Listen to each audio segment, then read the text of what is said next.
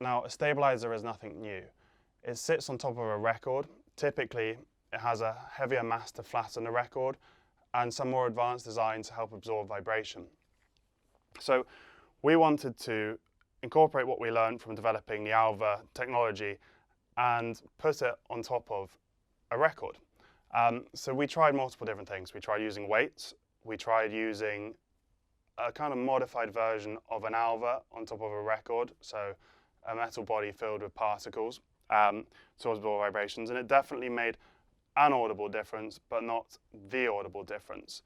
At this point, we added compliance into it, we added mass, and we tried varying different designs, but nothing was giving us what we really wanted. At the end of the day, absorbing vibrations on the top of a record is really challenging because, for one, the record is not sitting on top of the puck, so you don't have any compliance, and two, it's covering a small part of the record, it's not the full thing. So already there are these fundamental constraints with designing such a product, but when it's at such micro level vibration, a difference can be the difference. After the research was undertaken and we learned that PID, or particle impact dampening, was likely the most effective form of absorbing vibration, we had to look at some different ways to activate the particles to absorb the vibration.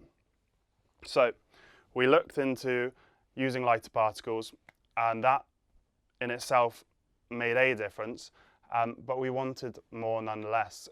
And what we conceptualized was this deformable membrane which rests on the spindle, and as the stabilizer drops down, it creates this taut silicon membrane, kind of like a drum skin.